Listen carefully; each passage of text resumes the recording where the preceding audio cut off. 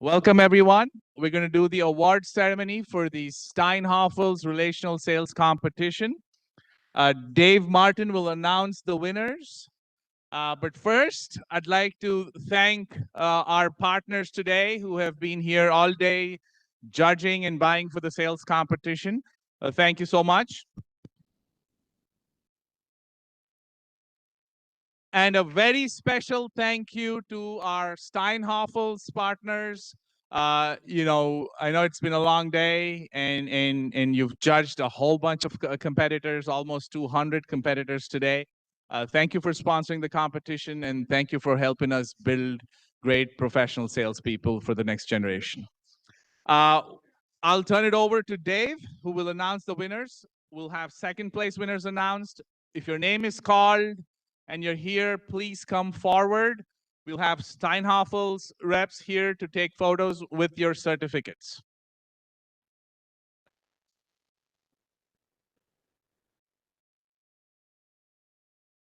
All right, second place beginner rooms. Come on down if you're here, pick up a certificate. We'll all cheer. Hannah Mirza, Lauren Cleary, Lily Dove, Daniel Compton, Danelli Barron. Also second place, both students online in the online rooms, Mackenzie Kuhn and Kendall Heller. Second place. Okay, and in the advanced rooms, the two second place finishers in the advanced rooms, Addie DeRuyter, Addie, and Lauren Seidel. Got to get her shoes.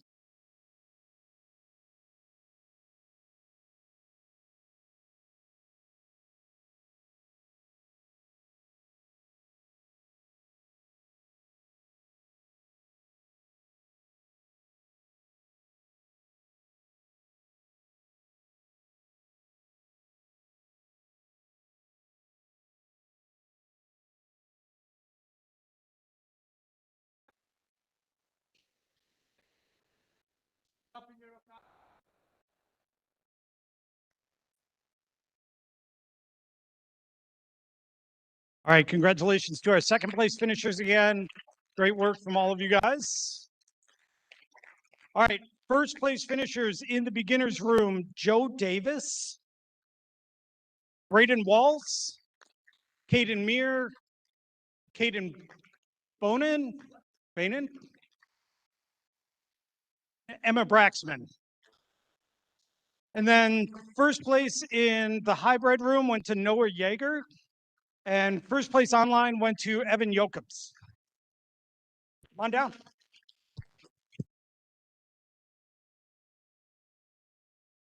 First place finishers in the advanced rooms, Bailey Quinn and Michael Van Offeren. Congratulations, everybody.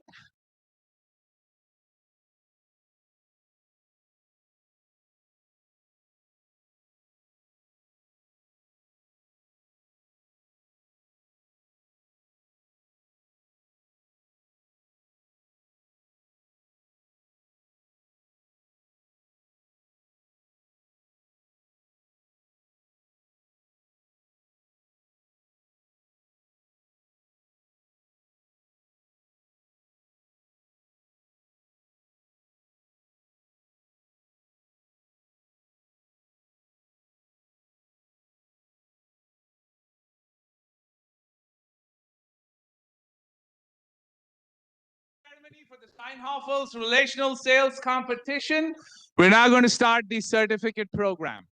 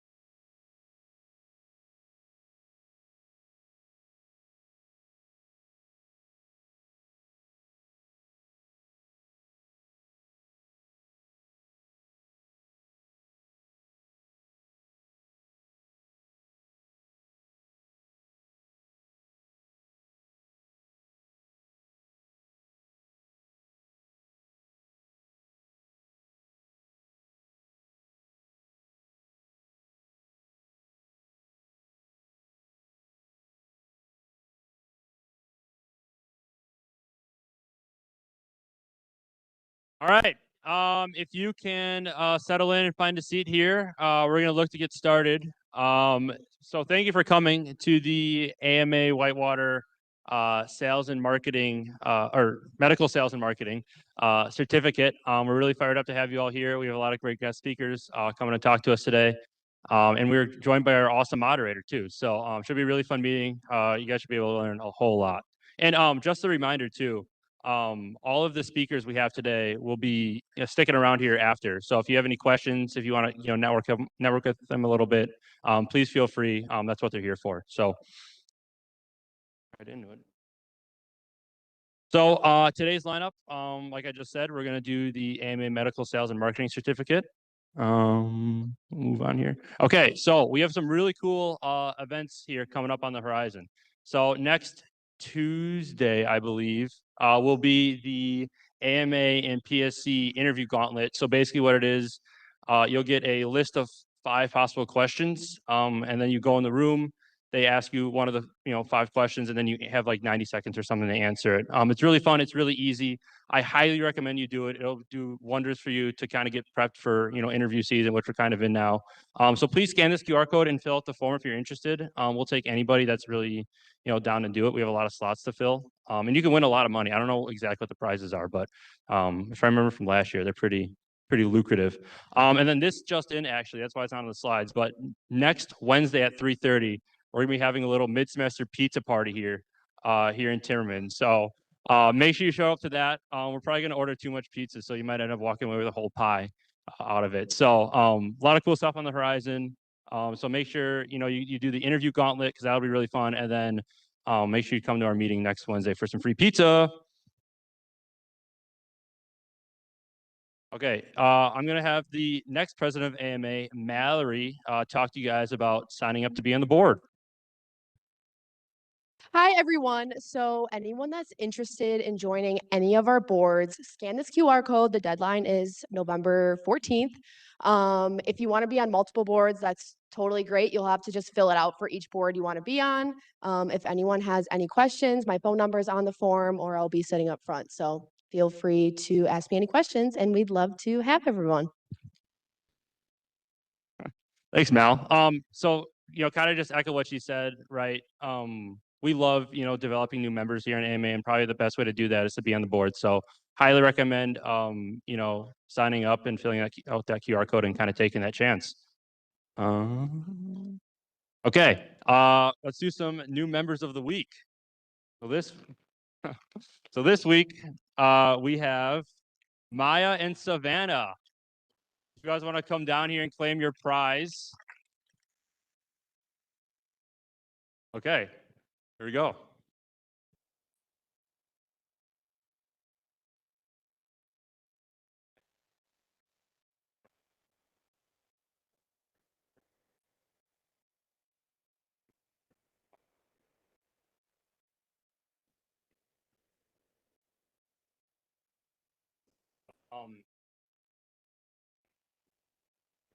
Yep, no problem. Good.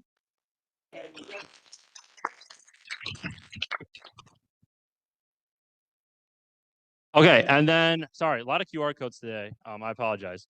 So Saturday, November 15th, the DECA organization here at Whitewater really needs judges for this high school competition that they do. So if you're available on Saturday, November 15th, probably from about, I want to say 8:15 to about 12:15, please scan this QR code and sign up. It's really fun. You kind of get to be on the other side of the glass here if you've done a sales competition. So it's a good time. I've done it a couple times. Again, highly recommend. Okay, so let's get into the actual meat and potatoes of our meeting today. I would like to introduce our moderator, Mr. Dave Martin. All right, I'll use this microphone then. So you guys can come on up, have a seat.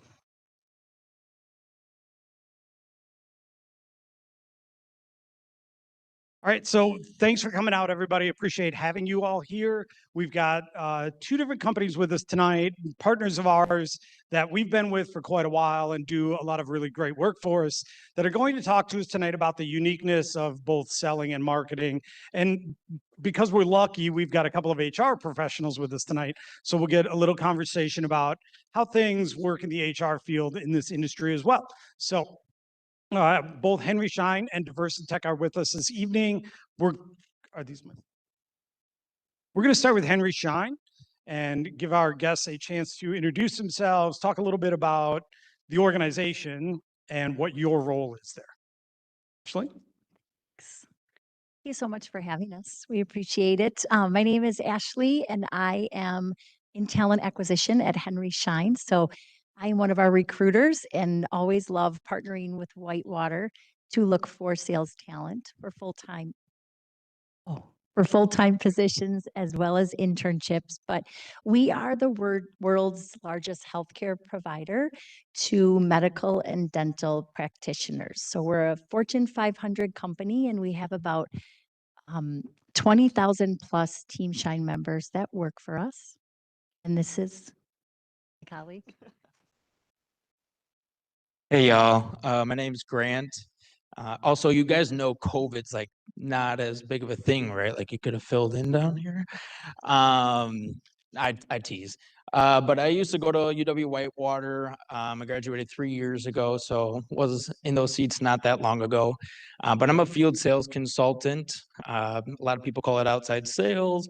It's really more of an account management role because we have a set roster and territory of offices that I take care of. So my day-to-day looks different pretty much every day. I have a little over 100 offices. I've got some group practices, mostly solo practices.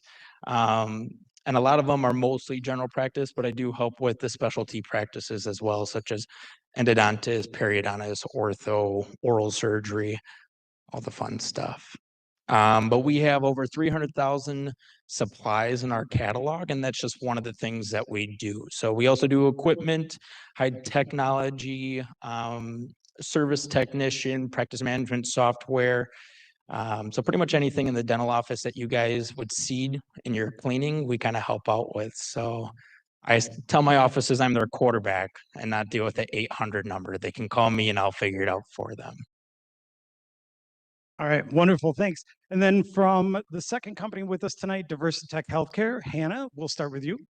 Hey everyone, my name's Hannah. I'm our HR generalist over here at Diversitech. I graduated from UW-Madison in 2024, so I was in your shoes pretty recently. But what I do over here is I manage all of talent acquisitions. So I lead internship recruitment, full-time recruitment, and everywhere in between for our facilities in the United States. I also handle benefits enrollment, new hire orientations, kind of everything you can think of when it comes to HR besides payroll. Luckily, we have someone else who handles that for me. But that's what I do over here. Basically, any question I have HR related, I just go to you. Yes. Yes. My name is Tim Nye. I'm the inside sales manager, obviously at Diversitech. Been with the company since 2010. And I am responsible for coaching and managing our 5 associate sales representatives, and then our 3 interns in the summer, as well as our lone hybrid sales representative. And then when I'm not coaching or managing my team, I'm here at Whitewater, other campuses, recruiting talent to join our team. What Diversitech does is not for you folks because you're too young to have this, but routine colonoscopy or endoscopy. Our company manufactures the devices that the physicians will use during those procedures. So you're going to be calling on hospitals, surgery centers, endoscopy centers for those products. Tim, how long have you been with Diversitech? Since 2010. Okay, and Ashley? So I've been with Henry Schein for 8 years. Okay, fantastic. So I have a list of questions for our ever ready panelists. If you have any questions throughout the course of the procedure, just jot it down on a note and kind of put your hand up. I've got a couple of people in the back watching out for questions from the audience. And then hopefully we'll have some time at the end for questions from you all as well. All right, so I'm going to start with Tim, and then probably to Grant, and then this question we'll pick up the input from the HR professionals afterwards. The medical industry is unique for a variety of reasons. What, in your view, makes the medical industry, both from manufacturing and distributing, unique, challenging in its own way, rewarding, different? What is it about that industry? Yeah, that's a good question. Unique being obviously in the medical industry. Yeah, as much as we would love to say people aren't going to get sick, people won't need to have these routine procedures done, that's just not going to happen. So we're put in a position where the uniqueness comes from how can we make products that are going to benefit our end users? And then in turn, how will our products be able to be more efficient for the doctors? Challenges, as you know, 2025 technology is ever changing, whether that's with just information always at our fingertips. Now you're starting to see some of these pop-ups where they might not need to go to a doctor's office to get a routine endoscopy or colonoscopy. Challenges, I think competition is always going to pop up. How can Diversitech stand alone, stand apart? We talked about this a little earlier, but you know, with technology changing, what's never going to change is the human connection. So you can send emails, text messages, but in my opinion, you're always going to need that face-to-face human interaction and connection. And if you can't do that, or you're not good at it, you're going to have a hard time succeeding in your role with any company. Right, Grant, relatively new to your industry, yet what from what you've seen so far makes working in the medical dental field, same question to Tim, uniquely challenging or uniquely rewarding? For sure. I mean, I echo everything that Tim said as well, and we'll just call it the healthcare field to make it easy on you. So something that's unique about the healthcare field, similarly to what Tim said, is it's a necessity. You know, it's something that's never going to go away. Dentistry has been around for hundreds of years. Healthcare has been around for hundreds, if not thousands of years. And it's going to continue to be that way moving forward. So one of the unique things, though, is in this revolution of technology that, you know, we're in right now, I start to understand one procedure or product, and it's like, that's not needed anymore because we're on to the next thing. So it's like staying on top of what's new, what's an improved. That's a huge, unique, I'd say, challenge. Something rewarding and also a challenge in the same breath is there are sometimes 70-year-old doctors. Sometimes it's easier with the 30-year-olds, but I have to talk to 70-year-old plus doctors, and they got to trust some 20-year-old kid to them, to entrust their practice and me truthfully so that they can focus on clinical care. So they lean on me and those in their office for the business aspects, but they're leaning on me to bring them the newest thing. And if there's a new manufacturer involved, bringing that to them. If there's a new way of doing a procedure, bringing that to them. So it's a little bit of a challenge earning that trust. That first year was brutal. I'm not going to lie. I've been doing it about 3 years now. I've earned a lot of trust and I've got some time under my belt now. But that's a challenge and a reward in itself, gaining that trust from these healthcare professionals and letting them focus on what they went to school for, which is clinical care. I'll get to you guys, I swear. Tim, real quick, just to pick up on something that Grant said, as you bring new people on, is that first year that challenging always? Is it a trust thing? What happens with your new first year reps? Yeah, I think first and foremost, they have to understand that they're essentially learning a new language. So trying to master how our products fit within the industry. And then to Grant's point, you're going to be talking to doctors.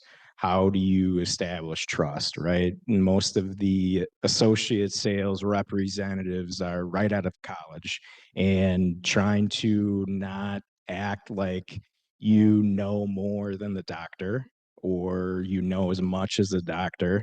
I always say to them, just speak to them like you would any normal human being. You know, hey doc, what did you like about that product? How did that feel? And then understanding that that is going to give you more credibility and then in turn more trust. But that comes with time. You can't expect that to be within the first few weeks or months. And I think that's with any position, is just understanding what your limitations might be and then trying to get better every day and every week. So good segue to Ashley and Hannah. Given the start of this conversation, right? Some of the unique challenges of the industry, unique challenges of new hires in the startup. Do you look for different things, do you think, in new hires, or what specific advice would you give to people interested in moving into your industry? Go ahead.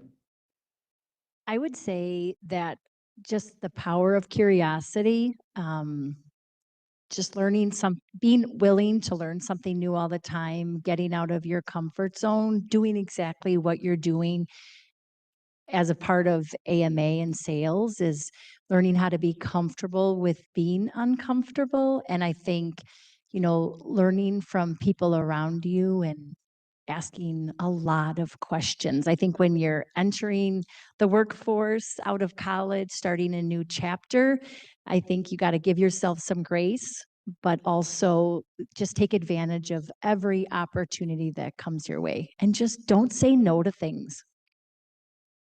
Piggybacking off of that, I would kind of say the same thing. Be curious is the most important. I think entering the workforce, we don't expect you to know anything about medical devices before coming here for our internship or for entry level roles. But just having that hunter mentality, which I think we hear a lot when it comes to sales roles, and just being hungry and not being afraid of hearing the word no is the main thing that will grant you success in an entry level or internship sales role. So success in an entry level role, success in an internship role. Let's switch a little bit to long-term success. What does it take to develop long-term relationships from your marketing team side and from your sides as sellers? How do we keep that fire going with clients for not a one-time sale, but years often? Grant or Tim? So yeah, that's a great question. All too often you make the sale and it's like, I got that sale, that's done. One of the other unique aspects of my particular position is, like I said before, it's more of account management role in the sense that I go to these offices typically on an every other week basis. Some offices I see on a weekly basis, some monthly, hopefully not quarterly, but sometimes that's the case. So it's that follow-up. Even if you got that big equipment sale, you got that build out, how are you going to continue to harvest and grow that relationship? And the way that you do it is showing up. Like Tim said before, emails, great. Again, we live in the digital world. Emails, text, call, it's the easiest, quickest thing to do. But something that our CEO said when I started and emphasizes still today, and I would imagine will continue to do so, even as technology continues to advance, is you will never not need face-to-face, especially in the healthcare field. There's nothing that is better than that. And, there are a lot of online distributors. I think we'll probably get into that for one of the questions. And it's like in the day and age that there's so much competition, and a lot of that is driven from the online world, what separates you. So that follow-up, that follow-through, I'd say on top of just being genuinely curious, be genuine, period. Actually care about these people that you're working for. It's not just a business. Yes, it's your paycheck and it puts food on the table, but actually care. You know, it's amazing. People told me, oh, you'll get invited to people's weddings and their kids' birthdays. And at first I was like, it's kind of weird. But now that I have gotten those invites, it's actually super cool to feel like I'm not only a business partner, but I'm a friend and even sometimes a family with a lot of my accounts, which is super cool. Yeah, Grant, I think did a really great job of painting the picture of how to retain clients and customers. And the one point I wanted to make, which he did as well, is customers want to know that you care about them, whether that's stopping in every week or quarter or whatever the case may be. Hey, does my rep actually care about me? So you can get the sale and it might take you a quarter or a year or whatever the case is, but are you willing to keep going back and show that you care about them? The other piece of it is, sales can be relatively easy when things are going well, meaning you're gaining all these customers, nothing's happening outside of your control. Well, what happens when COVID hits? What happens when you have price increases? What happens when you have product back orders? Now it becomes a bit more challenging. And I've always said a good rep shows their true value in how they handle adversity. So keep showing up, keep going to your customers, and you're going to have these difficult conversations, but that's part of your job, part of being a rep. And the true ones shine where they can keep doing that on a consistent basis. So that's how we build our long-term relationships. Great advice. Grant works in an account role, as you mentioned, which is a set base. I would challenge you on that. Tim, how do you find new business? Where does the new business come from? And then I'm going to make Grant answer the same question in a second. Yeah, new business is essentially stealing business from our competitors. So, uh, it, whether that's, the whole product bag or whether it's, some products here and there, that's what makes, being a rep challenging is you're not necessarily getting all of these startups where they're starting these new hospitals and centers. And even if they are, they're usually connected to other hospitals and centers. So they're going to be using what their centers and hospitals are. So it's stealing business from our competitors. Grant, how important is it you to grow that book of business, however you measure growth? In sales, it's everything. I wouldn't have a job. And there's a running joke, and I'm sure this isn't exclusive to Shine. I'm sure it's pretty much every healthcare sales role, if not even outside of healthcare. And they're always asking for more. These people in the C-suites, man, they just want more from us. But it's super, super important. Um, it being a necessity industry, it is a lot of the time stealing the business because these doctors are getting this stuff from somewhere because they have to. It's their job. But also something that's kind of cool is sometimes there are things, at least in my role, that doctors aren't doing. Like I mentioned before, I've got 70-year-old doctors and I've got 30-year-old doctors. So if you guys have older doctors, dentists that are in their 60s, 70s, you're probably going to get amalgam as a filling, right? But if you go to a younger doctor, you're probably getting some kind of composite. It looks like a tooth. And that's just one thing out of thousands of things that dentists can do differently. And I think a part of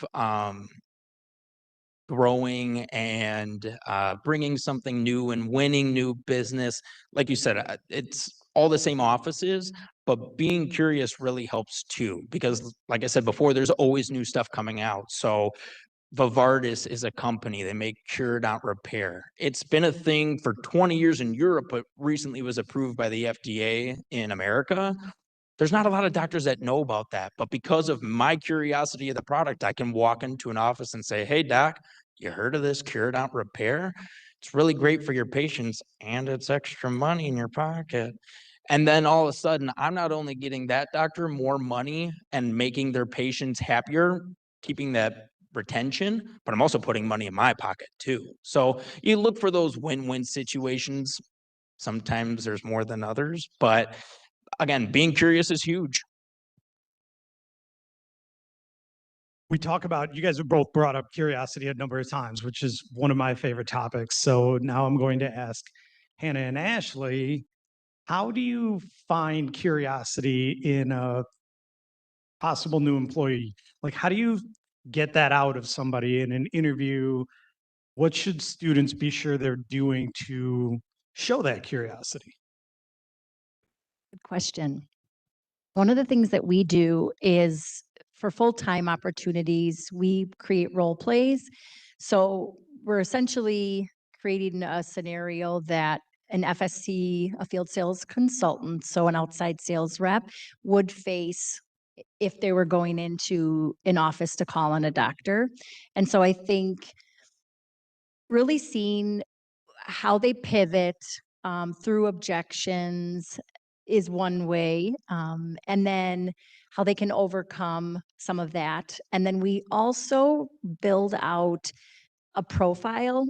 We use predictive index, which is a behavioral assessment, which allows us to really understand a candidate's drivers and what motivates them, because we have to hire the right people that are motivated in sales, right? So we take our top performers, whether that's a new position or if it's an existing position, we'll kind of reevaluate the profile based on our best performers every couple of years. Because sometimes as our industry evolves, we need to pivot that, and our approach needs to continue to evolve with that too. So as we interview candidates, part of our process is to have them take that PI, and we want to make sure it matches up with the role.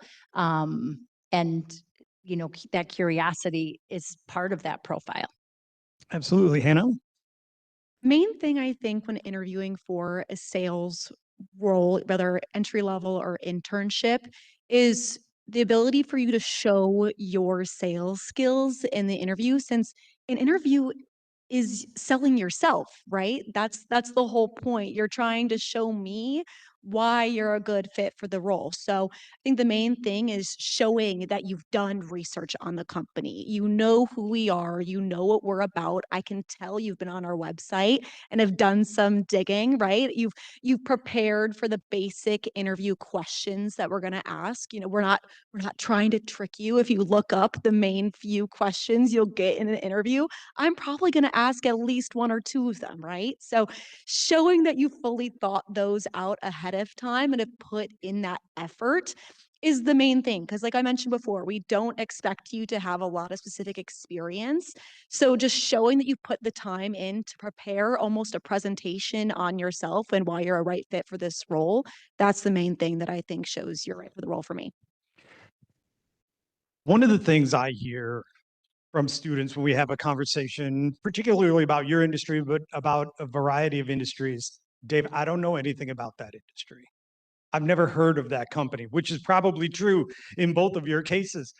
I'm going to start with Tim, and then I'm going to go to Grant, and then I'll come back so you guys can get a little bit of a break. How important is product knowledge to you in a new hire? How do you keep somebody from panicking when they don't know anything about your product? To be quite frank, if we're talking about interview process, it doesn't matter because no one's going to have product knowledge. But I think, how does somebody get over the fear of not even applying because they're looking at your product and they're like, I have no idea what that is? great question. I would say if any of you have that fear, don't just apply, and we are going to know based on conversations or resumes that you just don't have that product knowledge, and that's okay. we talk about in the interview process how we're going to put you through our training schedule and be able to teach you and coach you product knowledge, competitors, their products. And then if we're talking 6, 8 months down the line and they're still shaky on some of that, well, then that's another discussion to be had. So I've known Grant since he graduated, and I get to do this now. Grant is using a lot of words today that 3 years ago he didn't even know existed. Grant, how did you handle not knowing very much about the industry when you got there? How do you feel now? How did that onboarding of product knowledge go? Yeah, so I get it, guys. It's super daunting. And to hit on, you're saying like what people look for as a new hire. I mean, our HR ladies could hit on that even more so, but it would say it in the requirements for the role. You know, when I was looking for jobs coming out of college, there were some prescription or pharmaceutical sales that it's like you have to have a certain amount of years in that industry in order to even apply. So if that's a worry, just read it. And if it doesn't specify, it's likely that they're not expecting you to know that stuff. And thank God, because dental, who knows dental? I knew you wear a bib, you sit in a chair, and you get your teeth cleaned. That's all I knew. And filling, I guess I knew that. But again, having a catalog of over 300,000 products, super, super daunting. Luckily, we had a great, and do continue to have an amazing training program. People are always hunting for Henry Schein employees. They're like, hey, you want to leave? And it's almost always no from people unless you just don't care about your job. But there's a reason that people are coming after Henry Schein employees, and that's because of how great our training program is. Now, I'm not going to pretend like I know everything still. I don't think I ever will. I mean, I have colleagues that have been working for Henry Schein for 20 years and in the dental industry for 30 plus, and we still have questions on a daily basis in a group text. There's literally no way you could know everything. And it was even more daunting for me in my cohort, my training group, because some of the people in that group were hygienists or their parents were doctors or they were surgical assistants. And it's like they had a super, big leg up on those that had no product knowledge. But coming from a business school, I could hit on that. So I leaned on the strengths while learning on my weaknesses, leaned heavy on the business aspect of the sales. And through time, you learn. Again, be curious.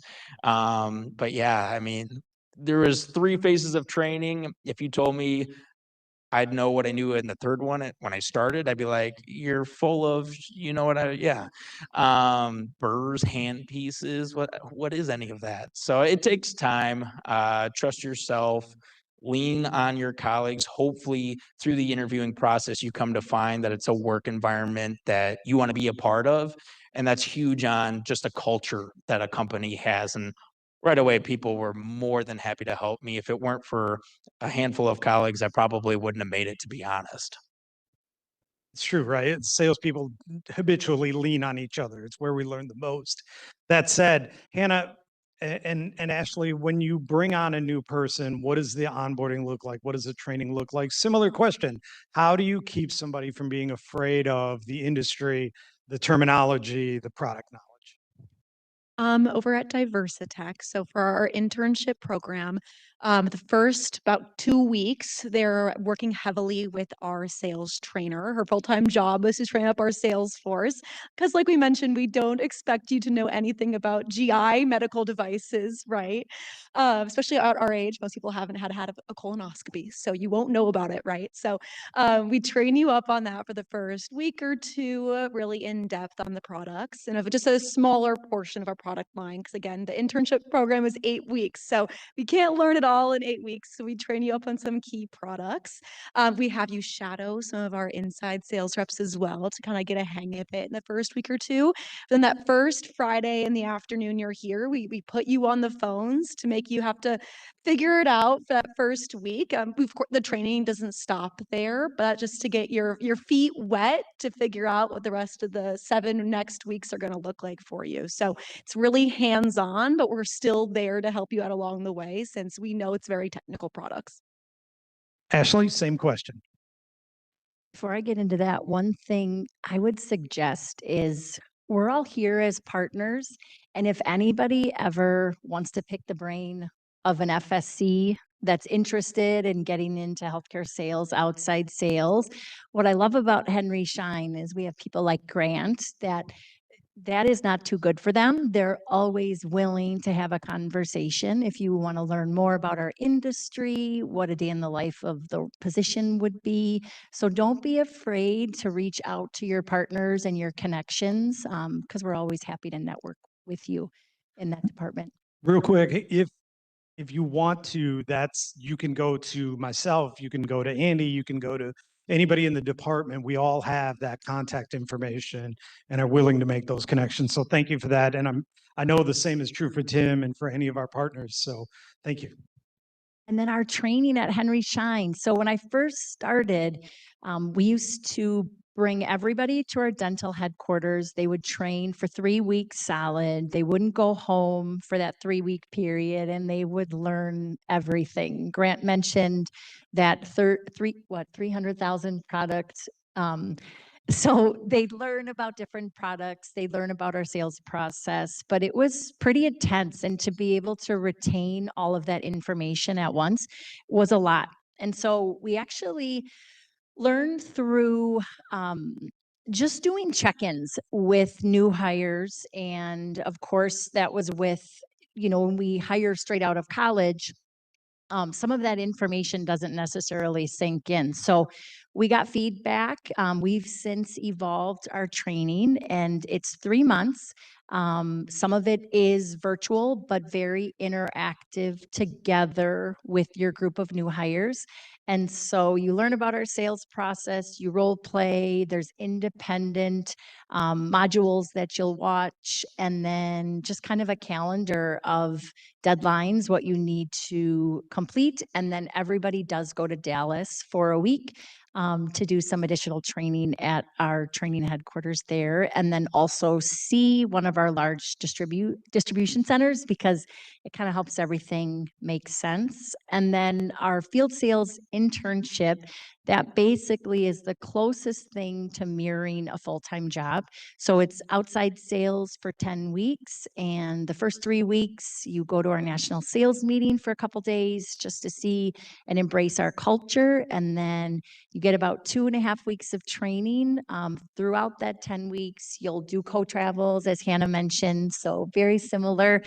You'll learn all aspects of Shine. So we have a whole operations side of our business. So you spend time with our technicians to learn how they service our products. Because of course, as an intern or a full-time rep, you're selling the value of both sides of the business. So also co-traveling with equipment reps, so our specialists, and getting all of that exposure. And then you're kind of working independently for 7 weeks, calling on a list of customers to uncover leads and opportunities, where someone like Grant could take advantage of continuing to build off of that. All right, outstanding. Thank you. Grant, it feels like everything we talk about is somehow attached to AI nowadays. How is AI technology impacting your work and Henry Schein's business from your viewpoint?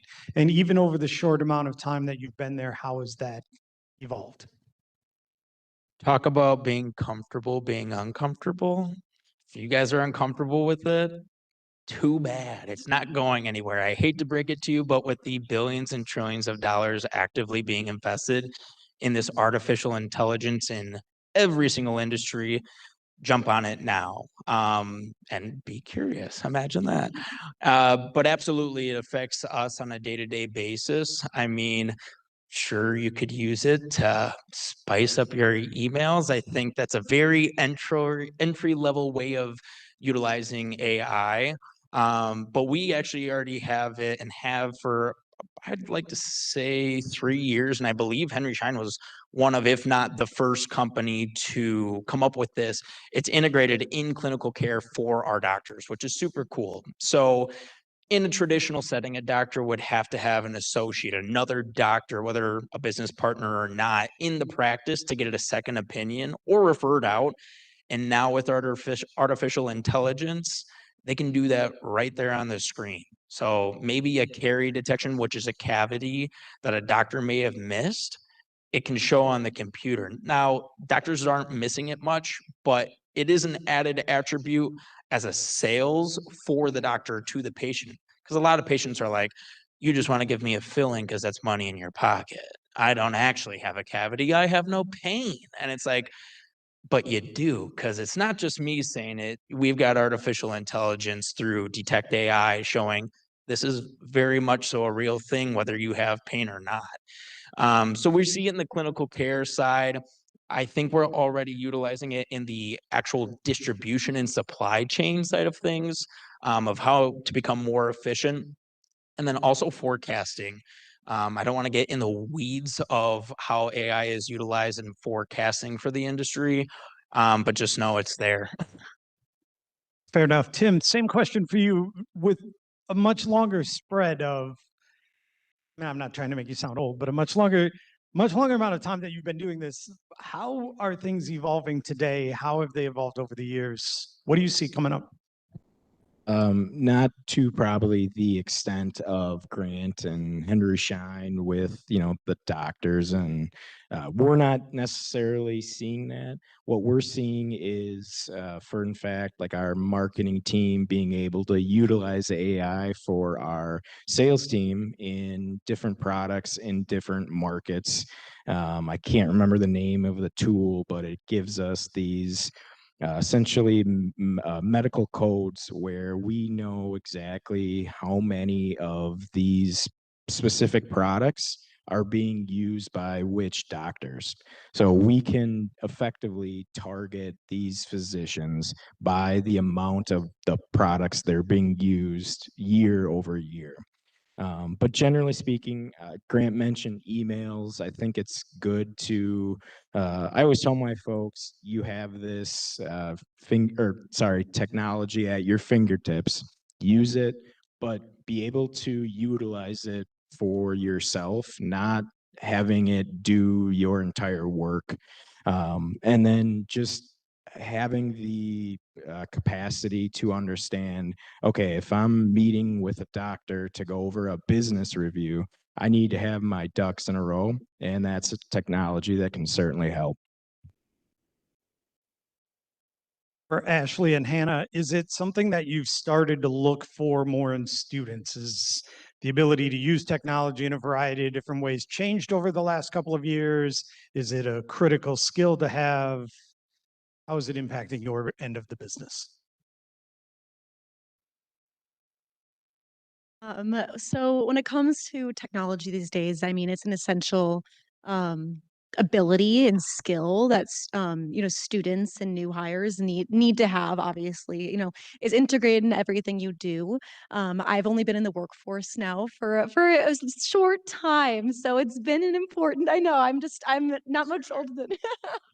So, I mean, for me, AI was something I used throughout college, and it's something I've used in my daily work life as a professional now, not only to write emails, but to help sell candidates to hiring managers, everywhere in between. I use it all the time, and I think it's an essential skill that these new candidates can use as well. I'll give a perspective, I think, from staying true to your authentic self and in some ways staying away from it. Or, if you shoot out an email with AI, a thank you after meeting with a hiring manager or someone in recruiting, sometimes you can tell that it's not real, right? So just make sure you review it and maybe take a couple words out, because you do want to sound authentic and genuine. And I don't want to think I'm getting a thank you from a robot. Fair enough. And I'm just trying to tell. Take out the M dash is the main thing I'll say. I will agree. We use it on LinkedIn, which is really nice. We have a recruiter seat, so it's kind of like the maximum connections. I don't know if you use it, Hannah, but you can just literally enter in your search. I'm looking for a clinical sales specialist in Nashville, Tennessee, and it'll come up with just hundreds of candidates. Grant? I do just want to give a quick shout out. Our intern from UW Whitewater, this previous summer, Garrett, he actually did a presentation at the end of his internship in front of myself and all my colleagues on the benefits of utilizing AI. Now, keep in mind, I'd say the average age of at least the FSCs in Wisconsin's probably, even with me being a part of that average, 45. So I'm not super old, but people who are pretty uncomfortable with artificial intelligence, you should have seen their eyes when he was presenting on it. But one of the cool things he did is he implemented all of his accounts and said, okay, now find me the most efficient route for all of these offices. And then I mean, the main idea of it was prompting properly, because you have to set up AI to your benefit. Otherwise, it might just spew a bunch of at you.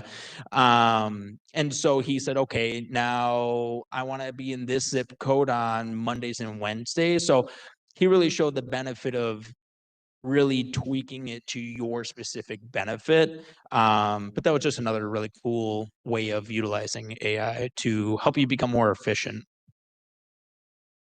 So given AI helping us be more efficient, Tim hinted earlier on the human connection still being important, granted as well. How do we keep that alive? How do you make sure that human connection, is it just dropping in? Is it some type of email? Is there, what works in your industry to get the attention of a gastrointestinal surgical specialist? How does that work? Yeah, I mean, to Grant's point, most of the GI docs are older.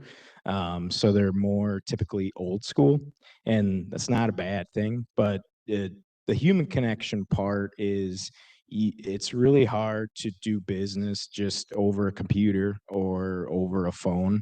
There has to be that human interaction, especially when you're trying to convert business and you're trying to get a practice that has been using your competitors' products for years. You need to come in, show them, hey, this is the benefits of our products.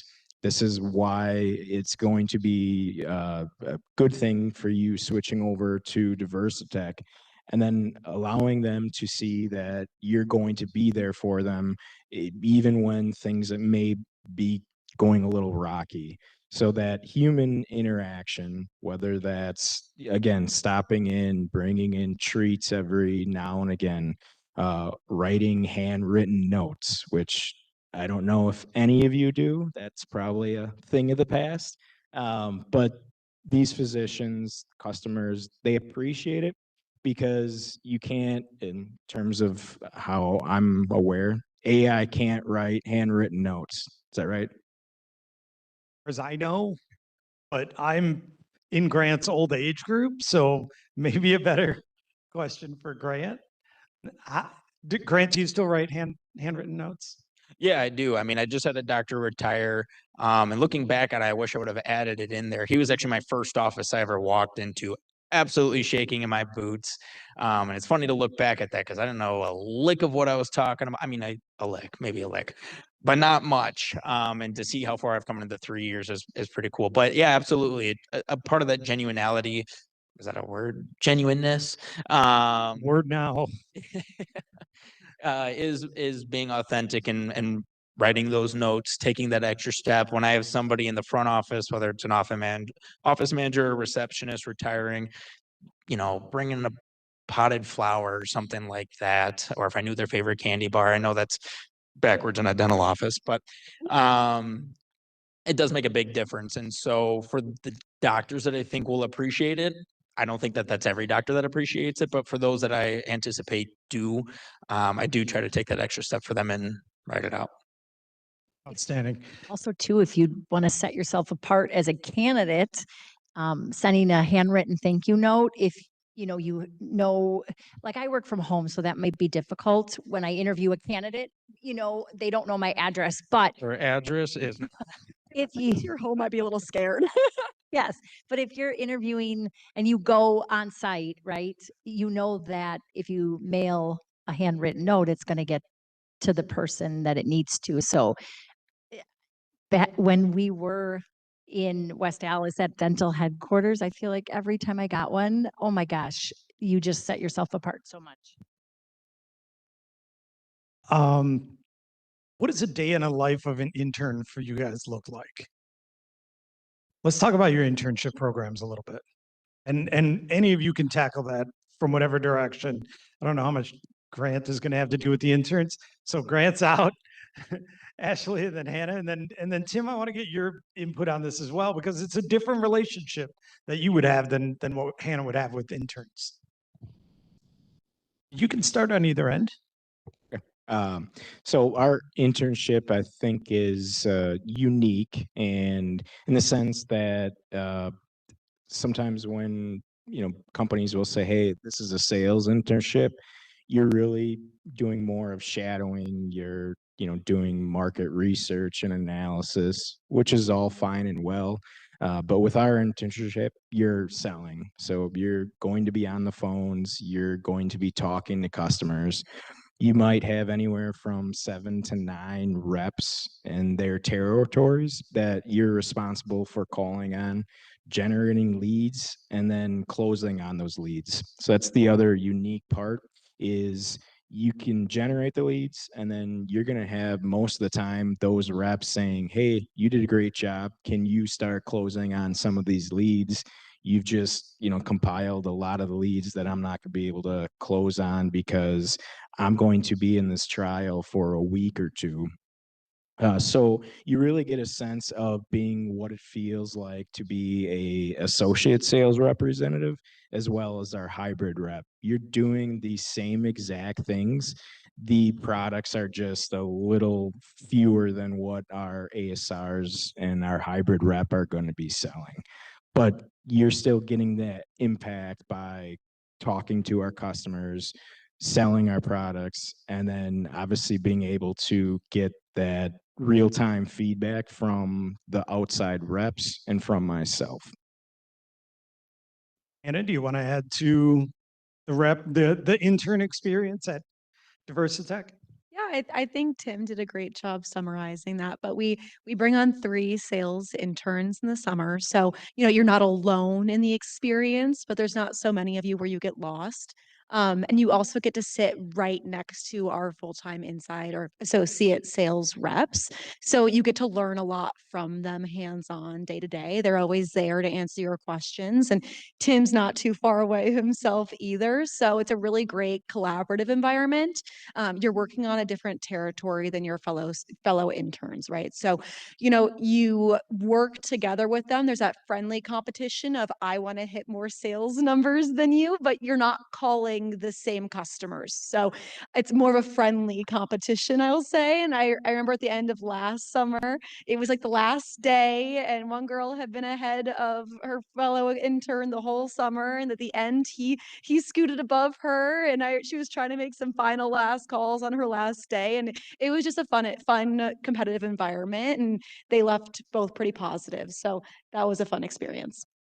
Very good. Ashley, the internship experience at Henry Schein. So I love that Diversitex is outside sales too, because ours is as well. And again, it mirrors our full-time FSC position as closely as we can get it to, because we want you to learn more about our business, to see, if distribution in dental and medical is something you are passionate about. And I think most importantly, when doing exit interviews with our interns, just how much they've grown personally, as well as professionally, is truly amazing. And we hire anywhere from 8 to 10 typically on our medical side, and then 8 to 10 on our dental. And the reason we want to send them to our national sales meeting as well, not only to see our company culture, and dentals happens to be in the summer, so timing is always perfect.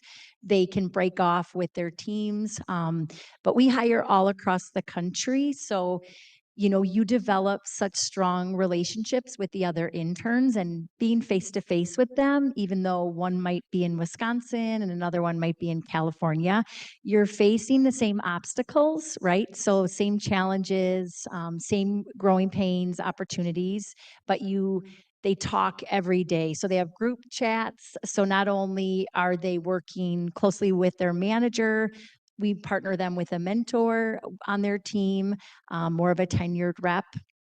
And then they also piggyback off of one another. We also we make it fun with a little bit of a competition as well. So we have a leaderboard. I think oftentimes their first few visits, so I would say 10 to 12 office visits a day. So seeing that same office probably 3 times over the course of the internship, 2 or 3 times, but building off something, each time. And then there might be kind of a challenge or an area of focus that we assign them. And then last year, Garrett, he did a great job of learning a lot about our business solutions. And so he'd ask a lot of questions, basically conduct discovery calls. And then he met 2 doctors that said they were thinking about selling off their practice. So he got our practice transitions rep to go to an appointment with him as the next step and kind of start that conversation. So you just uncover a lot of your customers' needs and by just asking a lot of questions. I do just want Go to ahead. add one thing about internships as a whole. Do them. I know a lot of, if there's any, how many sophomores are in here? I'm sorry, because there's a lot of people that are going to say, we're not going to give you an opportunity as an intern. And unfortunately, I do think that's the case with us, but keep pushing. At least get one under your belt before graduation. I think it's huge. I only had one internship, and guess what? I hated it. But that was so important to have. It really was, because I learned what I didn't want to do. Me personally, if you can't tell, I talk with my hands a lot. As you learn in your sales classes, 80% of communications oftentimes physical, and you lose it over the phone. And my internship was over the phone, made 80 phone calls a day, and I was like, I can't do that. I don't have it in me to do that. So even if it's something that doesn't seem ideal, get that experience, good or bad. You're going to have a takeaway from that, and it's going to set you up nicely when you are looking at full-time opportunities. Right. Did you actually have something to add? Just going to say, have fun with it, because I can tell you our medical intern was selected because she did such a great job just showcasing her personality and her experiences in her interview. And Greg said to me, she's going to have so much fun in her car visiting these offices, because you're just going to learn so much about yourself. So have fun with it. All right, we've got a couple minutes left. Any questions from the audience? It's always so quiet. All right, then since Ashley went last, I'm going to start with Tim. Last minute advice for soon-to-be graduates, the sophomores in the audience, students as they get ready to finish off their college careers and move on into the big world of business. I think Grant hit on it, is the curiosity part. But I think the other piece of it is find people in your lives that you can trust on, rely on, in terms of just asking them advice, whether it's your parents, your aunts, uncles, cousins, friends, whoever you might think of as a mentor, Dave. Uh, uh, be curious, but ask them why they chose what they chose. So if you are, interviewing at other places, you're looking at companies, make sure that you're doing your due diligence in asking, hey, here's what I'm looking at. What are your thoughts? What am I not seeing? Because chances are your elders or those, even your peers, they're going to have a different perspective, and that's so important. So don't forget that. Very good. Hannah, you're next. Kind of like what these two said, is I can't recommend doing an internship enough. In school, I personally majored in psychology and legal studies, and I had no clue what I wanted to do after graduation. I was a junior. I was like, maybe I want to go to law school, and then I was like, heck no, I don't want to go to law school. What else can I do? I'm not joking. I Googled what I can do with my 2 degrees, and I saw HR. and I was like, let's give it a go. I found an internship, I did it, and I fell in love with it. I loved the talent acquisition side of things, and I loved being a part of an HR department. So it then gave me the path to go with after graduation, which I wouldn't have had without an internship experience. I would have been starting from scratch when I graduated, which can be a really scary feeling, right? So I can't recommend doing an internship enough. Fabulous. Grant? So I know I asked how many sophomores are in here. How many seniors are in here? Don't panic. It's a good amount of you guys. When I was a senior here, it was right around this time, October, November, and people were like, I just chose my job for when I graduate. And I was like, is that what we're doing? Are we you already have one? Oh, it wasn't until April for me. So don't panic. There's a lot of time. And for whether you're freshman, sophomore, junior too, you're being asked a lot. And it's a unique time of your life, guys, your early 20s.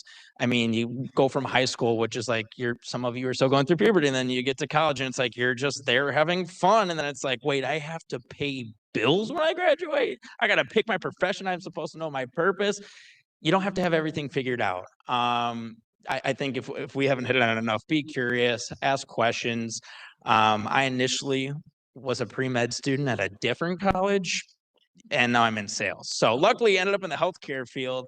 But certainly, you don't have to have it all figured out. I think there is some statistic, and I don't know if this is still the case, but when I was in school, freshmen's from their freshman to sophomore year, 1/3 of at least United States freshmen had changed their major. 33%. It's a pretty large amount, and I'm sure that's a lot of you in here. And you may even change if you're going to. I recommend doing it as soon as possible, though, so you're not spending more money. But just be curious, guys. Don't be nervous. I know it can be daunting to come and talk to us at career fairs or the sales competitions, but I can't recommend it enough. All the partners here are really, truly amazing. And yeah, reach out too. If we're not here on campus, get our contact. I had several conversations with Ashley prior to interviews to figure out if the healthcare field was for me. So that's what I've got. All right, Ashley, you get to finish this off. I would say yes, network as much as you can. If you're applying for positions that you may or may not think are a fit, gosh, apply, interview. First of all, if you bosh the interview and you don't want to work there anyway, that's better experience. So the next time you interview and it's a job you really want, you're going to do better, right? Ask for feedback during interviews. Don't forget to close the interview, reiterating, your interest, asking for that next step. I think sometimes we forget to do that. And then ask a lot of questions about training. Especially if you're working in a virtual type of environment, you want to make sure that you're going to be supported.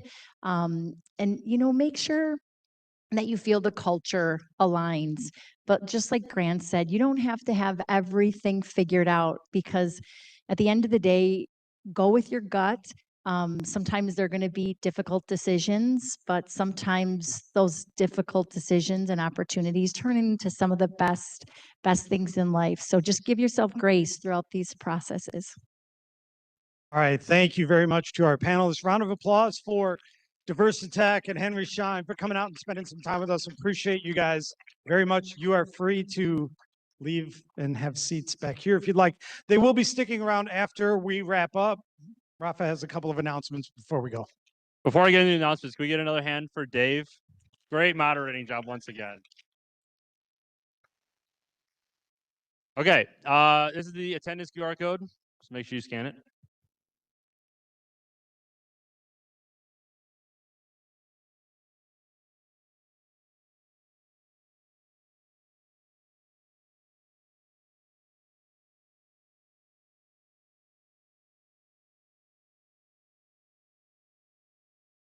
Also, for some of you guys, I think at the end of the QR code, it's going to spit you back out to the AMA case study survey. So if you haven't taken that yet, please fill it out. Your responses will be much appreciated.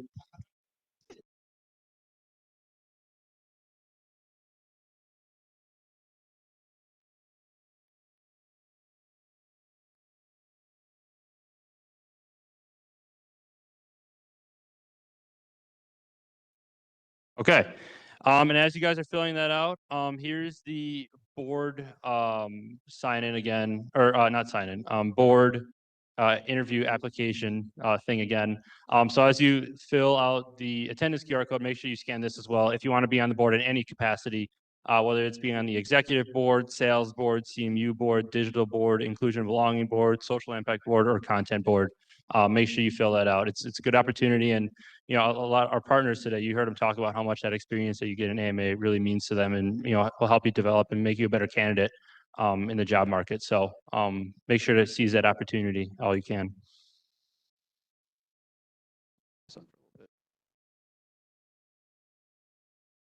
And after that, I mean, that's the meeting. So thanks for coming, everybody. Yeah, I guess if you have any questions, feel free to see me at the front. Please stick around and talk to our partners. Yeah, I'll see you next Wednesday at 3:30.